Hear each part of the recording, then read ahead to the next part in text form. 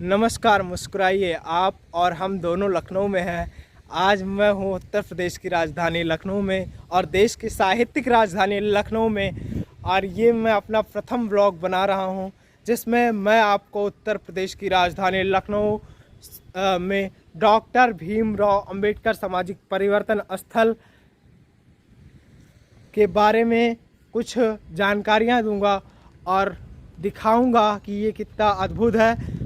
इसमें कुछ और भी आश्चर्यजनक चीज़ें लग सकती थी। अगर इसमें वृक्षारोपण किया गया होता तो लोग को पर्याप्त वायु मिल सकती थी, लोग को श्वास मिल सकती थी, लेकिन अभी भी कुछ बिगड़ा नहीं है। अगर सरकारें चाहें तो इसमें वृक्षारोपण किया जा सकता है। ये जो पार्क है इसमें बहन सुश्री मायावती जी की और उनके गुरु मान्यवर काशीराम जी की प्रतिमाएं लगी हैं। ये साफ है कि ये उन्हीं के राज्य में बना होगा और उनका चुनाव चिन्ह ये श्री गणेश जी, जो कि इस पार्क में बेहद अधिक मात्रा में बनाए गए हैं।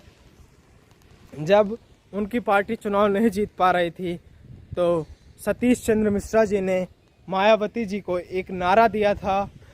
वह नारा यह था कि हाथी नहीं गणेश है, ब्रह्मा विष्णु महेश है। और इस नारे के बाद उत्तर प्रदेश में 5 बार क्रमशः मायावती जी मुख्यमंत्री बनकर बैठी और उन्होंने दलितों के उत्थान के लिए कई सारे कार्य किए।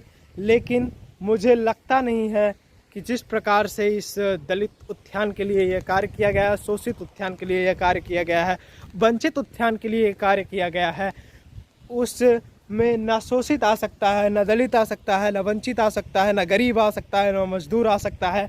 ऐसा मैं इसलिए नहीं कह रहा हूँ क्योंकि मैं उनसे नफरत करता हूँ या दलित वंचित शोषित से नफरत करता हूँ। मैं ऐसा इसलिए कह रहा हूँ क्योंकि इस पार्क में आने के लिए एक तय राशि दी जाती है जो कि लगभग 30 रुपये है, और इस देश के लगभग 80 से 90% लोगों की प्रतिदिन की आय सिर्फ 200 से 250 रुपये है, जो कि बहुत ही कम होता है। सब्जी भी सही से नहीं आ सकती, आके नहीं खा सकते, बच्चों की फीस नहीं दी जा सकती। और ऐसी स्थिति में वो पार्क के बारे में, राजधानी लखनऊ आकर पार्क के बारे में घूमने में मुझे नहीं लगता है कि वो आ पाएंगे और घूम पाएंगे। दरअसल मैं ये इसलिए कह रहा हूँ कि दलित शोषित वंचित के उत्थान के लिए मायावती जी को 5 बार उत्तर प्रदेश का मुख्यमंत्री बनाया गया। उत्तर प्रदेश का मुख्यमंत्री उनको सर्व समाज ने चुनकर भेजा। उत्तर प्रदेश की वो पूर्ण बहुमत से मंत्री बनी और मंत्री बनने के बाद उन्होंने दलितों का उत्थान इस प्रकार किया कि लगभग 20-20 लाख खर्च करके एक हाथियाँ यानी कि अपना चुनाव चिन्ह बनाया और उन सारी हाथियों को एक ऐसे रूप में प्रस्तुत किया जिनको सिर्फ शाम को दृश्य के रूप में देखा जा सकता है और किसी रूप में नहीं देखा जा सकता। ये हुआ ऐसा है कुछ कि मायावती जी को अगर दलितों का उत्थान करना ही था तो उन्होंने, मुझे लगता है, उसे इससे अच्छे कई सारे ऑप्शन थे। पार्क बनाने में, एक हाथी बनाने में 20-20 लाख रुपए का खर्चा आता। इतने में एक पूरे ज़िले का निर्माण बेहद अच्छे ढंग से दलितों का उत्थान किया जा सकता था। किंतु मायावती जी ने कुछ सोच समझ के ऐसा नहीं किया होगा क्योंकि उनको दलितों के हित में यह कार्य नहीं लगा होगा।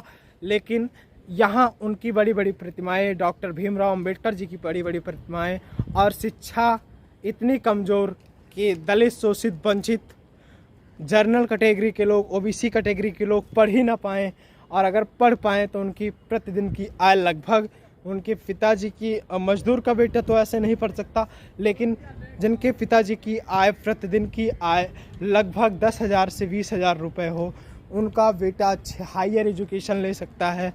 और ऐसे उत्थानित करते हुए मायावती जी ने अपने 5 बार के मुख्यमंत्री कार्यकाल में इस डॉक्टर भीमराव अंबेडकर सामाजिक परिवर्तन स्थल का निर्माण करवाया, जिसमें एक भी वृक्षारोपण नहीं किया गया, एक भी ऑक्सीजन के लिए पेड़ नहीं लगाए गए। करीब 10,000 से ज़्यादा लोग इस पार्क में रोज़ आते हैं।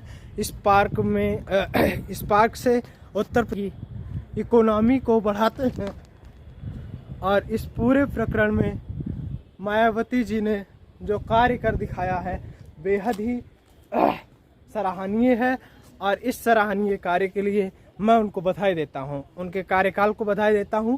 लेकिन अगर ये पैसा दलितों के उत्थान के लिए लगाया गया होता तो आज दलितों को एक अच्छी शिक्षा मिलती और दलित उत्थान होता। लेकिन बहन मायावती जी ने कुछ सोच समझ के ही ऐसा किया होगा, जिससे उनको लगा होगा कि पार्क में आने से दलितों का उत्थान होगा, और इसी संदर्भ में उन्होंने कार्य किया। धन्यवाद। दूसरे ब्लॉग के साथ हम आपको फिर मिलेंगे। धन्यवाद।